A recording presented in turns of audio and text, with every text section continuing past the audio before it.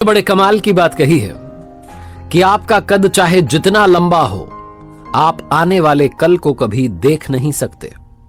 नमस्ते दोस्तों, मैं हूं आरजे कार्तिक। एक छोटी सी कहानी सुनाता हूं। एक बार भगवान विष्णु जी अपनी सवारी गरुड़ पर सवार होकर के कैलाश पर्वत पहुंचे भगवान शिव जी से मिलने के लिए। गरुड़ जी जो इतना तेज उड़ते थे, उनकी रफ्तार का कोई मुकाबला नहीं था। कैलाश पर्वत पहुंच गए। भगवान विष्णु जी भगवान शिव जी से मिलने के लिए अंदर चले गए और गरुड़ जी जो थे वो वहां कैलाश पर्वत की जो खूबसूरती थी उसे निहारने लगे। वो जो प्राकृतिक दृश्य था उसने उन्हें सम्मोहित कर लिया था। वो देख रहे थे कि कितनी सुंदर जगह पर भगवान शंकर जी रहते हैं। तभी उनकी नजर एक छोटी सी चिड़िया पर पड़ी, रंग बिरंगी चिड़िया, छोटी सी प्यारी सी। और उसे देख करके गरुड़ जी सोचने लगे कि ईश्वर ने कितनी खूबसूरत चिड़िया बनाई है, कितनी सुंदर पक्षी ये बनाया है, बहुत ही खूबसूरत है। उसे निहार ही रहे थे कि तभी वहां कैलाश पर्वत पर यमदेव आ गए, यमराज आ गए। उन्हें प्रणाम किया गरुड़ जी ने। यमदेव जो थे उन्होंने आशीर्वाद दिया। उसके बाद यमदेव जो थे वो उस चिड़िया को आश्चर्य से देखने लगे और देखते देखते वो अंदर चले गए। वो जो बैठक थी जिसमें आए थे वो चले गए। भगवान शिव जी से मिलने वो भी आए थे।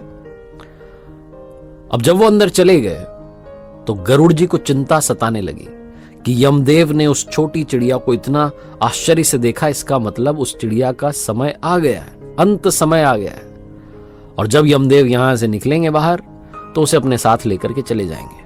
मुझे इस चिड़िया को बचाना होगा। यही थॉट लेकर के गरुड़ जी सोचने लगे क्या करूं।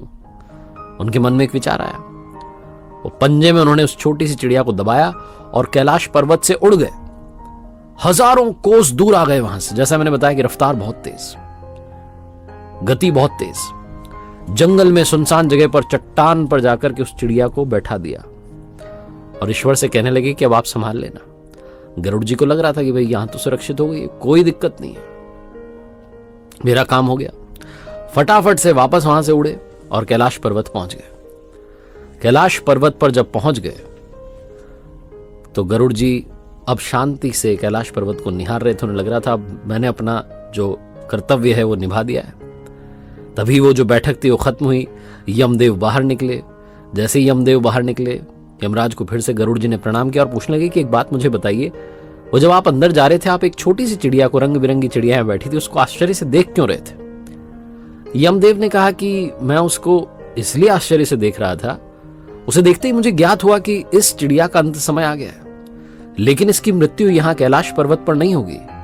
इसकी मृत्यु यहां से हजारों कोस दूर सुनसान जंगल में एक चट्टान पर जब ये बैठी होगी तो एक सांप इसे खा जाएगा। इसकी मृत्यु वहां होगी।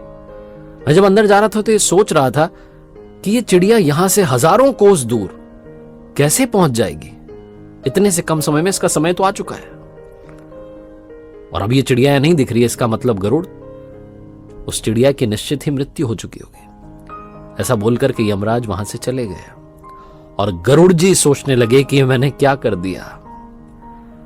मैं खुद उस चिड़िया को वहां जंगल में छोड़ आया जहां अब तक सांप उसे खा चुका होगा, उसकी मृत्यु हो चुकी होगी।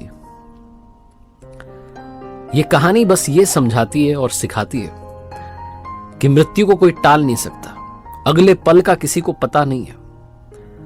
हम बहुत सारे सालों की, आगे आने वाले सालों की प्लानिंग करते हैं, लेकिन हमें अगले पल का पता नहीं कि अगले सेकंड में क्या होगा। तो जैसा मैंने शुरू में बोला कि आपका कद चाहे जितना लंबा हो, आप आने वाले कल को नहीं देख सकते, उसका पता नहीं लगा सकते। कहने का मतलब सिर्फ यह है कि आज में जीना शुरू कीजिए। जो है आज में है, इसी लम्हे में जिंदगी को अभी जीना शुरू कीजिए। अच्छे अच्छे लम्हों को अपनी जिंदगी में लाना शुरू कीजिए। अच्छा काम करना शुरू कीजिए ताकि आने वाला कल भी शायद अच्छा ही रहे। एक बार फिर से आपसे कहना चाहता हूं, जो अक्सर कहता हूं, ऊपर वाले के आशीर्वाद के साथ, अपनी सच्ची मेहनत के साथ और अपनों के प्यार के साथ कर दिखाओ कुछ ऐसा कि दुनिया करना चाहे आपके जैसा।